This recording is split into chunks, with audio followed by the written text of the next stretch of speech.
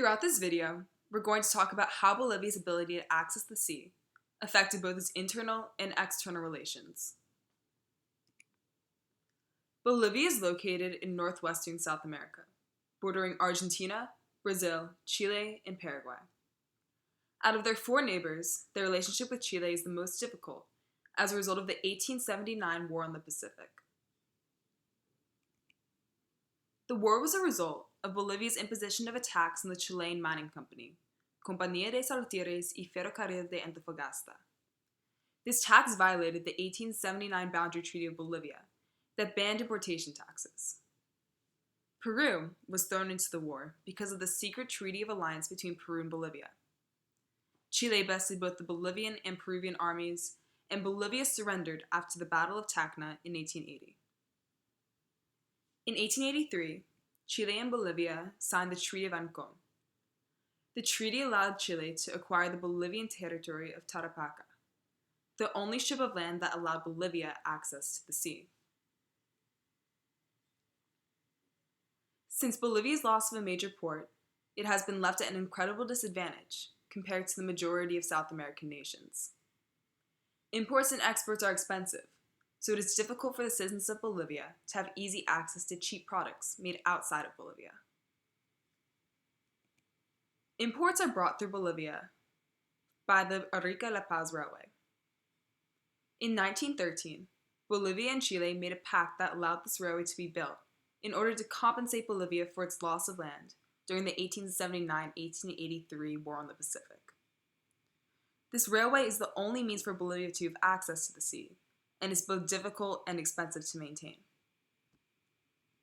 Bolivia, to this day, demands the unconditional return of its land annexed by Chile. Cultural tensions have resulted in unsuccessful talks, and in 2011, Bolivia threatened to bring its case to the International Court of Justice, unless talks commence again. Improving living conditions will be incredibly difficult in Bolivia, as globalization has not reached Bolivia as quickly as other Latin American countries that do have access to the sea.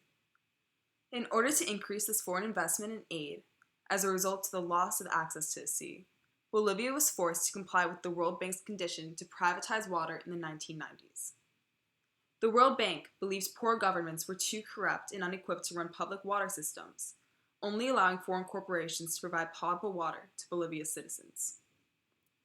What the World Bank did not account for was the monopoly these countries would have over the infrastructure and livelihood of both the people and the government of Bolivia.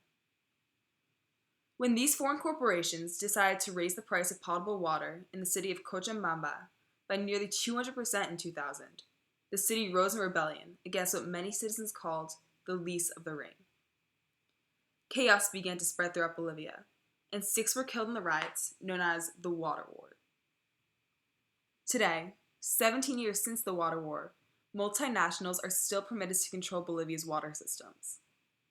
If the government is unable to continue supporting itself on its own, it will have to continue privatizing its public resources, exploiting its citizens, and endangering the future of the country.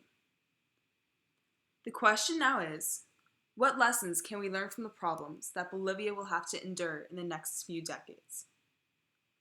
If Bolivia had direct access to the sea, their economy would flourish with imports and exports. With a larger economy, the government would be able to support infrastructure like water systems.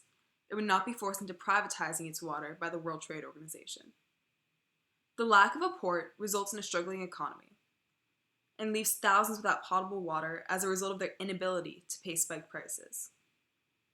In the future, we must ban privatization of basic public services and support countries that are unable to have direct access to a port. Thank you for listening.